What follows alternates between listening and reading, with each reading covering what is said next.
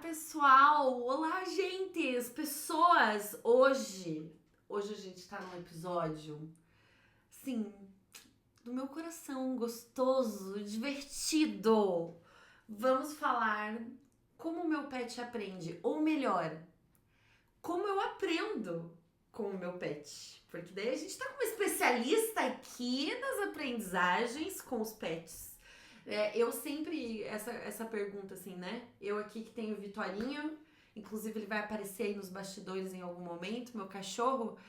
Às vezes eu fico olhando pra cara dele e falo, gente, o que será que ele tá pensando? Se ele pudesse falar português, o que ele falaria, né? E é muito linda essa relação também, né? Da gente aprender com eles, da gente trocar com eles, da gente se construir, né? Nesse processo de estar com o cachorro. Inclusive, ele está agora bocejando, chorando aqui, já dando as caras, né? Mas eu me transformei muito na minha relação com ele. E eu acho que foi um processo de aprendizagem muito lindo. E aí eu não podia deixar de convidar uma das melhores amigas do Vitório, e também minha grande amiga, né? Ela também tem um pet, o Caramelo. Eles são amigos, a gente se conheceu por causa dos pets, né, Irene? E aí eu queria te pedir para você se apresentar, contar um pouco de você, contar um pouco de quem você é e por que você tá aqui para falar de pets com a gente. Primeiro, muito obrigada pelo convite, amiga. Estou muito feliz da gente poder estar junto mais uma vez para falar de um assunto tão caro, tão importante, né, que são os pets. Para contar um pouquinho quem que eu sou, né? Então, sou psicóloga, psicanalista, sou fundadora do projeto Clínica Família Multiespécie e do podcast Bicho Gente, onde a gente trabalha numa perspectiva multidisciplinar, trabalhando a psicologia, trabalhando o adestramento comportamental e a medicina veterinária, buscando trazer para essa relação homem-animal, né, um equilíbrio, uma harmonia e um bem-estar na convivência mútua. Então, um pouco por aí é o que eu faço. Não, e super legal, assim, porque a gente se conheceu no rolê do adestramento, né, Irene? Sim. A gente foi, levou os nossos cachorros para adestrar e na verdade quem tinha que ser adestrado assim é um pouco a gente, né? A gente já vai falar sobre isso. Exatamente. Opa, pois não. Vai ter que aparecer, produção cachorro, filho, caminha, vai lá. E nesse processo, né, de nos conhecer através do adestramento que a gente, enfim, se conheceu e aprofundou a nossa relação também, né, no processo de aprofundar com os pets. Então eu já queria aproveitar, minha amiga, e fazer uma pergunta para você. Primeiro, vamos pensar no processo do Caramelo, vamos pensar no processo do Vitório, de outros pets. Todos os pets aprendem da mesma maneira? Ou melhor, todos os animais, incluso nós, humanos, temos as mesmas bases de aprendizado? Pensando nessa relação multiespécie, o que muda num processo de aprendizagem e outro? Conta assim, a gente é tão diferente dos petzinhos? Conta pra... São muitas perguntas dentro uma da outra, né? Isso, as então, coisas vão encaixando aí, Vai aí. Todos aprendem, né? Acho que essa é uma das questões bastante importantes, entender que todo mundo está disponível para a aprendizagem, né? No entanto, nós não aprendemos da mesma forma, né? Essa capacidade, essa complexidade do aprendizado vai ser diferente para cada espécie, né? Dependendo da sua complexidade, né? Então, todos vão aprender, mas alguns fatores vão aí ser importantes ou mais importantes ou determinantes para essa aprendizagem mais ampla, mais complexa, né? Então, se a gente pensa num primeiro momento, essa condição do tamanho do cérebro, né? Isso é uma questão importante para nós. A densidade dos neurônios, né? A capacidade neuronal, isso vai fazer diferença, né? A capacidade genética, né? Então, como cada organismo se organiza geneticamente. E um outro fator importante seriam as experiências, né? O ambiente onde essas espécies estão, o quanto esse ambiente é um ambiente desafiador, que tem estímulos e que propicia, então, uma condição de aprendizagem. Tá? Então, acho que esses fatores vão ser aqueles que vão diferenciar as possibilidades de aprendizagem em cada espécie. Mas uma das coisas importantes é entender que todos aprendem, né? Todo e qualquer organismo vivo, na interação com o ambiente, aprende.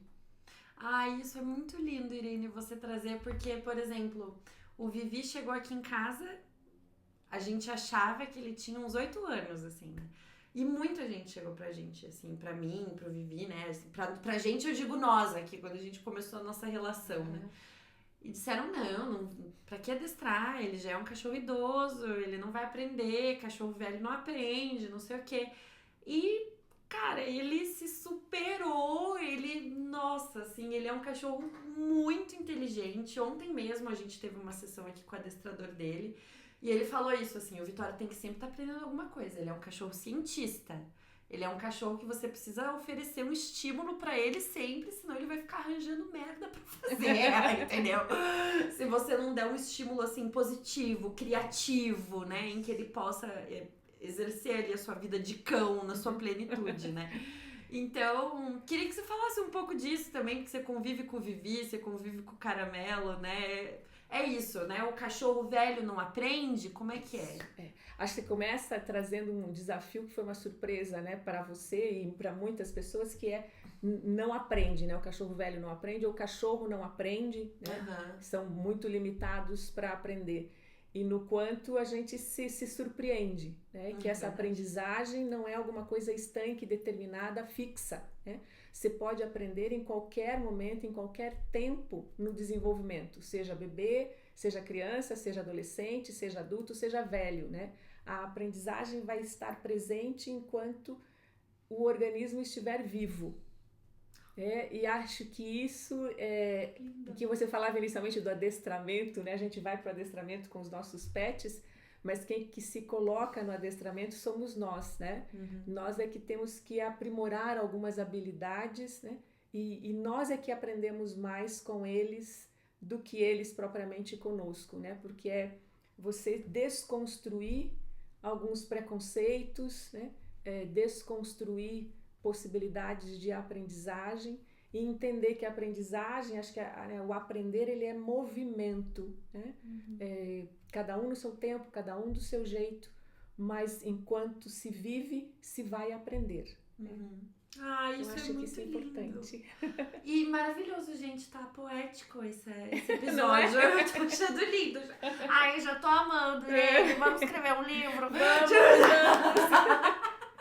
Vamos lá. Isso é legal, porque você trouxe uma coisa que eu queria falar um pouco mais sobre o que a gente precisa aprender para lidar com o nosso pet, né? Porque é isso, a gente já tocou aqui nessa questão, o podcast só começou e a gente já tocou nessa questão algumas vezes aqui, né?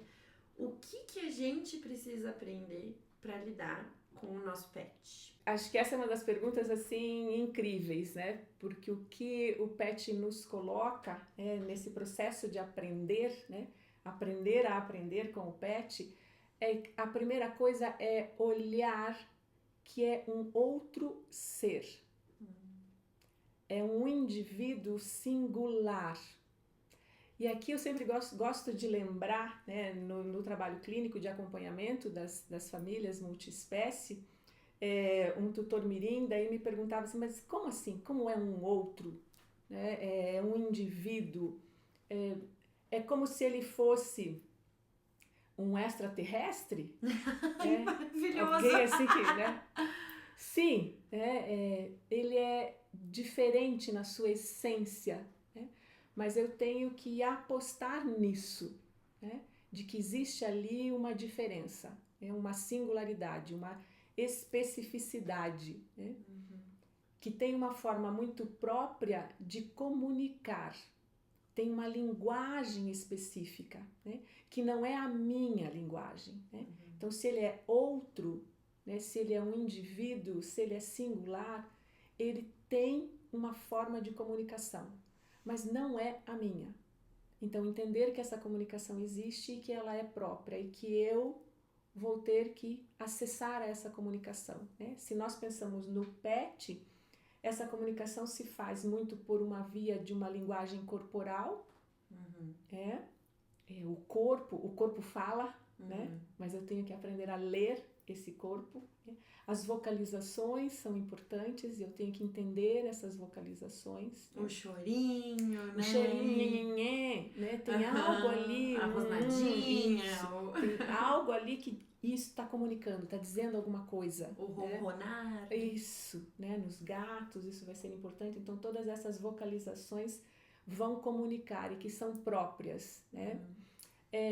Entender que tem necessidades específicas que não são iguais às minhas humanas, né? Então tem necessidades próprias, necessidades de alimentação, de higiene, de cuidados, de rotina de passeios que são de acordo com a espécie, né? De acordo com o pet, se for um cachorro ou um gato, né? Especificamente. Entender, né, que o enriquecimento ambiental, né, o estímulo ambiental adequado vai ser importante para ele, para o seu desenvolvimento. Né? O treino, aí sim, o treino comportamental, né, é importante porque se ele é um extraterrestre, né, ele é um ET, ele é um estranho, né, ele não é deste mundo. Ele não está ambientado às relações humanas. Então ele tem que aprender, né, a se socializar no ambiente humano, para que ele possa conviver bem consigo mesmo e com o outro, né? Então o treino comportamental vai ser importante exatamente para essa socialização, para essa aprendizagem nesse ambiente que não é o ambiente dele naturalmente, né? Isso é muito lindo você falar, assim, porque eu acho que esse é um processo muito profundo, assim, de você aprender. Ou melhor, não é nem aprender antes, eu vou dar um passo atrás, é você se disponibilizar a falar a linguagem do cachorro, a não humanizar o dog. Aqui eu tô falando do dog porque é a minha relação, né? A não humanizar esse dog, a não tratar ele como se ele fosse um ser humaninho, né? A gente fala ser humaninho, né? Mas ele não é, né? É aquele mas não é. A gente sempre diz assim, eu digo, né, no trabalho de acompanhamento clínico, que assim, mas não é. Então, existe uma medida que eu preciso ver nele, alguém ali, que seja semelhante a mim, né, que seja um humaninho, né, mas ao mesmo tempo perceber que não é. Reconhecer essa diferença. Reconhecer essa diferença, né? E acho que tem algo no que você fala que é legal, Rafi, marcar, que diz nesse encontro, nessa interação, eu vou estabelecer uma relação. E de que ordem é essa relação? Essa é uma relação de afeto. Essa é uma relação de amor. Né? E se eu penso que isso é da ordem do amar, né? Para que eu possa amar, né? Num processo de socialização, de educação, eu entendo que tem os 3 P's aí, né? Amar é presença, amar é persistência, amar é previsibilidade, né? No trabalho na relação com o pet. Ai, tá? Meu Deus, gente, eu tô muito emocionada. E é verdade, né? É verdade. Presença, vamos de novo os P's? Presença, previsibilidade, persistência. E eles precisam dessa estrutura, né? E eles precisam dessa estrutura, né? Porque eles vivem numa rotina muito mais do que nós. Então, o que é previsível, né? Então, estar num ambiente onde ele consiga saber, né? Tem uma ordem de um saber o que está acontecendo é importante do ponto de vista comportamental, do ponto de vista social, do ponto de vista afetivo, do ponto de vista cognitivo. Nossa, é super interessante você falar sobre isso, porque essa semana a gente estava vivendo um desafio aqui com o Vivi, justamente por causa disso, porque ele não estava conseguindo ler, ele não estava tendo essa previsibilidade, né? Ele não estava entendendo o que estava acontecendo aqui entre a gente. A gente está passando por uma mudança de rotina grande, assim, de trabalho, etc. E ele tá sofrendo, né? Ele sentiu que tem alguma coisa diferente. E a gente ali falando, meu Deus, tem que dar a gente tem que ter uma reação neutra a isso que ele tá ali, né, expressando. Então, o Vitória é um cachorro que vocaliza muito, é um cachorro que chora bastante, né? Então, ele sente muita ansiedade, ele expressa isso de uma forma muito didática, né? Ele é muito didático nas suas expressões. Aí você tem que escutar, né? Se você escuta isso a partir da comunicação que ele traz, você vai reconhecer que ele está sinalizando. Isso né? mesmo. Alguma coisa ele está dizendo, está acontecendo alguma coisa aqui, não estou entendendo não, né? Me explica o que é. Isso aí. E o que ele precisava era presença, sabe? Isso, Tipo, os treinos dele hoje basicamente envolvem a gente brincar com ele, a gente fazer as refeições num enriquecimento ambiental ali que você falou, numa coisa que ele vai ter que caçar, que ele vai ter que procurar com a gente. Quando ele acerta, a gente tem que olhar pra ele e falar, nossa, maravilha, tu acertou, cara, arrasou demais, né? E fazer isso repetidas vezes, toda vez que ele faz o acerto, a gente dá o mesmo prêmio, né? Então, no fim, ele só quer que a gente... Eu tava falando hoje, né? Assim, o meu carinho pra ele hoje foi dizer, você pertence a essa matilha, sabe? Ele só quer pertencer, né? E pertencer é presença, né? É presença. E quando você reconhece, né? Quando você diz pra ele, é isso mesmo, tá certo? Você tá reconhecendo que é isso, é disso que se trata, né? E aí ele vai se acalmar. Ele vai estabelecer essa nova rotina da mesma forma que nós, né? É um processo de desequilíbrio e depois de adaptação, de reequilíbrio e de aprendizado. Ai, tá? Lindo! E agora eu queria trazer aqui, ó, você já trouxe um pouco, eu tô achando massa, porque a gente tá já trazendo os temas das perguntas, e eu queria trazer aqui, o que você acha que faz diferença na vida do cachorro, esse processo, né? Que a gente aqui falou da gente se adestrar, da gente aprender a se comunicar com ele, da gente, dos 3 P's, da gente estar presente, da gente ter essa consistência, né, ali na relação. E o que isso faz, o que isso impacta no pet, né, essa nossa consistência, esse nosso jeito de amar a partir deles, né? Acho que um dos grandes impactos você já traz, né? Que é essa disponibilidade que eles têm de aprender e eles vão aprender, né? E quanto mais eles aprendem, né? Melhor eles ficam, né? Têm aprendizados muito mais complexos, né? E tem uma disponibilidade em aprender cada vez mais, tem uma flexibilidade em aprender cada vez mais, né? Então é entender que nessa interação a aprendizagem está fazendo diferença na relação, né? E essa disponibilidade para eles vai ser importante. E quanto mais nós possibilitamos essa aprendizagem, melhor é a socialização dele no nosso ambiente. Porque uma das coisas que a gente tem que entender é de que nós é que trazemos eles para o nosso ambiente. Né? Eles não têm essa convivência humana, né? Não ficam dentro de um espaço fechado, de uma casa, né? Um apartamento, a vida deles não é essa. O habitat deles não é esse. Não é esse, né? Então, estar nesse ambiente, que é um ambiente restrito, para eles, é um ambiente do humano.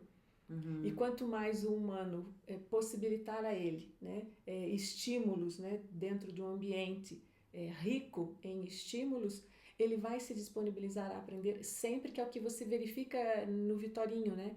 É um cachorro idoso, mas a disponibilidade de aprender é ímpar, como se fosse um filhote, né? Tá super ativo, super afim de aprender, né? E responde, porque ele aprende, ele mostra que o comportamento, ele adquiriu, transformou aquele comportamento, né? Ou se reeducou. Rapidamente. Isso. Até porque ele treina faz bastante tempo também, né? Então ele tem essa facilidade em aprender ou reaprender alguns comportamentos, né? É verdade. E isso vai trazer para eles equilíbrio, né? Tranquilidade, né? Para essa convivência com os humanos, né? Então acho que essa é a diferença que nós fazemos. Por isso volta nos 3 P's, né? Essa persistência sempre, né? Nada está previamente estabelecido e você não tem que modificar. Né? Então é sempre uma aprendizagem constante, né? Para que esse equilíbrio se mantenha, essa convivência, esse bem-estar se mantenham nas relações que nós estabelecemos com eles ou na nossa convivência familiar com eles.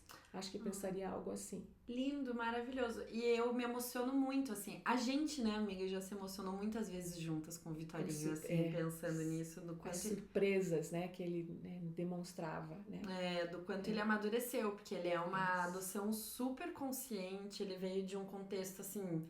adverso, né? Super, totalmente traumatizado. A vida foi muito dura pra ele ali, né? Antes da gente se achar. Então, teve todo um processo até ele... Quando ele descobriu que ele estava seguro, né? Que ele estava num lugar em que ele poderia ser ele. Isso. Né? Que ele ia ter esse espaço para ser absolutamente ele. Ele voou, né? Ele respondeu muito rapidamente, assim. Ele amadureceu muito. E ele pode ser ele porque há o reconhecimento dessa individualidade, né? De quem ele é. Ele está sendo respeitado na sua natureza, nesse ser individual, singular que ele é um outro, né? Então, nessa medida, ele decola. Né? É verdade. Decola até demais, às vezes, né, gente? Os normais. Exatamente, ele decola até... E agora eu queria te fazer uma pergunta, Irene, sobre família multiespécie mesmo, assim... o que você... Como é que funciona daí a dinâmica quando tem gato-cachorro na mesma casa, gato-cachorro-pássaro, gato... silvestre, gato-cachorro, hamster, cobras, E aí, né? O que a gente... como é que... Não sei se você já atendeu algum caso, como é que é a tua experiência? Com toda essa diversidade, não. Eu acho que a gente não caprichou a gente caprichou. Né? Então, sabe aquilo assim, cada um no seu quadrado, tudo junto e misturado, né? E tem uma frase de um professor Farinuk, que ele diz assim: juntos somos mais fortes. Então, se você reconhece, né, aquilo que diz de cada espécie, reconhecendo que é um outro ser, de que é um indivíduo singular, de que tem necessidades que são próprias, que tem uma comunicação que é específica, né? Reconhecendo tudo isso, cada coisa fica no seu lugar, né? A família se organiza dessa forma. E para mim isso é muito, muito claro, porque nós pensamos hoje, existe uma família multiespécie e ela é reconhecida como multiespécie, mas existem famílias humanas, né, arranjos familiares humanos muito diversos, muito diferentes daquele que habitualmente nós tínhamos, né, pai, mãe, filho, né, e filhos biológicos. Não é mais assim. Nós temos uma multiplicidade de arranjos familiares e tudo se organiza e tudo se equilibra desde que se reconheça, né? Cada um no seu quadrado, tudo junto e misturado. Cada um com a sua necessidade. Cada um com as suas necessidades, né? Com os seus modos particulares, né? Sendo respeitados nessas diferenças, né? Isso é muito... Gente, isso vale para qualquer arranjo familiar. Vale para qualquer arranjo familiar, não é? É isso. Ó, você aí que tem família, ou seja, né? Muita gente, tá aí uma dica. E eu queria trazer aqui a coisa da humanização de novo. Como você vê esse processo da humanização, Irene? Dos pets? Você acha que prejudica? Qual que é o impacto? Tem uma coisa que a gente não pode negar, somos humanos. E se somos humanos, nós estabelecemos relações humanas. Então, é a partir desse meu olhar humano que eu estabeleço qualquer tipo de relação, com qualquer tipo de organismo, né? Na relação interespécie, eu vou estar humanizando, né? E a gente vai falar tecnicamente da antropomorfização, né? E isso está presente no homem desde os tempos pré-históricos, né? O homem sempre vai buscar, né, humanizar o ambiente para entender o que está acontecendo. Os deuses, né, já eram nessa tentativa de conhecer. Então não há como não humanizar, né? Mas há como cuidar, né? Acho que a gente falava um pouco isso no comecinho, o mas não é. Então eu humanizo, mas eu tenho que recuar na medida em que eu vejo ali um outro ser. Né? Um ser que é diferente, que é distinto, né? mas eu vou estabelecer com ele relações que são humanas. E a gente hoje verifica que as relações que nós temos, principalmente com os pets, os cães e os gatos, que são esses animais mais domiciliados, nós temos uma relação com eles de afinidade, uma relação de afeto. Né? E isso é uma das formas que os arranjos familiares estão organizados na contemporaneidade. Né? São relações por afeto, relações por afinidade. Então nós vamos ter as relações com eles, nessa medida, relações de filhos, de irmãos, de netos, né? De amigos, né? De companheiros.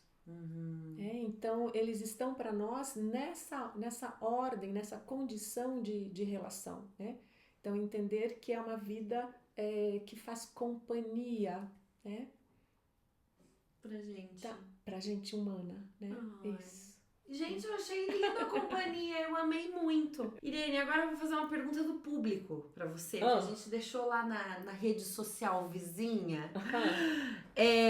Se alguém tinha uma curiosidade, alguma coisa que queria perguntar, e daí chega uma pergunta aqui sobre pequenas ações para deixar um gato tímido mais à vontade com situações novas. Veja, a gente poderia estar falando de qualquer ser humano aqui, gato, né? Um ser humano que seja uma pessoa gata e é tímida. Você quer deixar ela mais à vontade. Não, mas é o gato da telespectadora gato mesmo, animal.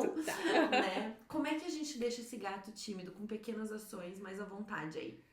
Então é trazê-lo gradativamente, né? Para os espaços, para uma rotina. Né? Então, muito devagar, no passo a passo, a gente diz aproximações sucessivas, né? Graduais. Né? Então, desde a apresentação de objetos, de espaços, né? De lugares, então para que reconheça um primeiro espaço, depois possa ir para outro espaço. Então, ter muita calma, né? Persistência, né? E trabalhar gradativamente na apresentação de qualquer rotina que você queira estabelecer, principalmente para os gatos, porque eles são muito sensíveis às mudanças, né?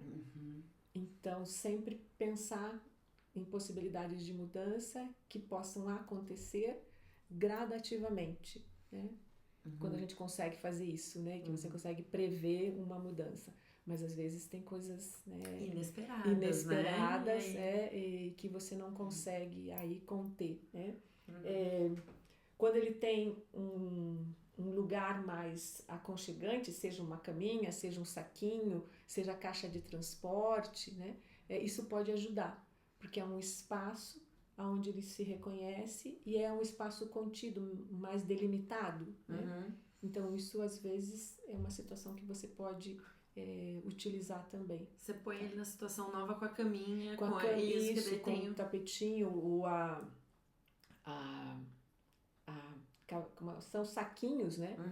Onde ele fica contido e fica protegido, assim, como a gente faz com a criança pequena, o bebê, né?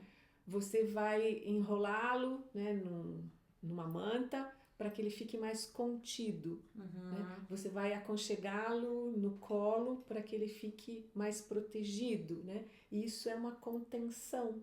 Né? E aí o bebê, a gente faz isso com o bebê e ele se acalma. Ele se acalma, ele se acalma. Né? Então, pensar com o gato nessas possibilidades. Amei. Minha última pergunta para você. Qual foi a aprendizagem mais significativa que você teve com o Caramelo até agora? Acho que isso é importante. E quando a gente se dá conta, né, do que você aprende, né? Acho que é aprimorar as nossas habilidades que nós perdemos, né? Então, uma habilidade importante é a observação, a curiosidade, a atenção concentrada, o foco, né? Algo assim de você focar, né?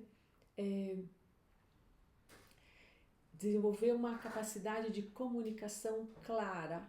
O que a gente viu com o Vitorinho, né? Quando você quer que faça alguma coisa, se você repete no mesmo tom, frase curta, né? Então, essa comunicação clara, ele entende o que é.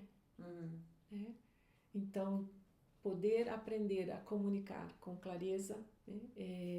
Acho que é algo importante e que eu não canso de dizer que eu aprendi, aprendi com ele, né?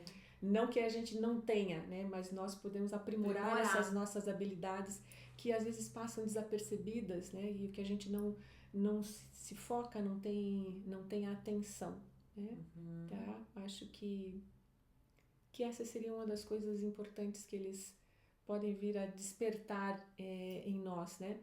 E uma coisa muito legal é que a gente meio que viaja, às vezes fica meio atônito com os pensamentos. E eles não. Enquanto você está passeando com ele está cheirando, né, os arbustos, está ali um biólogo, né, desvendando os cheiros nas plantas, nas flores, né? Tá sentindo a temperatura, se é quente, se é frio, se venta, se tem a brisa. E você tá perdido lá nos pensamentos, não é? Pirando, né? Pirando na batatinha, né? Então isso, ele te localiza aqui no tempo, aqui e agora, no tempo presente, né? E vive isso com muita intensidade. É verdade. Tá? Acho que essas coisas. É lindo, né? Eu vejo também no Vivi, assim, ele é um cachorro que ama viver. Isso. Ama muito viver. E eu acho que esse também é um dos principais aprendizados que ele me trouxe, assim, de estar tão presente, isso. Falar, cara, igual o Pedro Scooby, a vida é irada, bora curtir! Isso! Né? Eu acho que a gente se perde um pouco nisso. Isso, a gente se perde. E eles são muito intensos nisso. E eles te localizam, eles te puxam, né? Opa! Por isso o adestramento é muito mais pra nós. Quem que precisa se localizar, né? Quem que precisa se localizar? Vamos lá. É o cachorro ou é você? É por aí. Por aí. Então, no quanto eles são saúde, né? Eles nos possibilitam essa saúde fundamental, né? É verdade. Então, acho que essa aprendizagem é impagável, né? Não tem preço para ela, tá? Muito bom! Eu amei, Irene! Queria te agradecer muito, assim, eu queria muito trocar essa ideia com você com profundidade, assim, há um tempão. Que bom que a gente tá aqui fazendo isso. Muito legal. Eu admiro muito o seu trabalho, né? Eu queria dizer que eu tava aqui quando tudo era mato ainda no Bicho Gente, no projeto da Irene. Quando ele nem existia direito. E é lindo ver o teu caminhar, o teu trabalho, assim, desejo maior sucesso, porque eu acho que é uma coisa necessária para os dias de hoje, a gente precisa falar sobre isso. E obrigada por compartilhar a tua sabedoria conosco.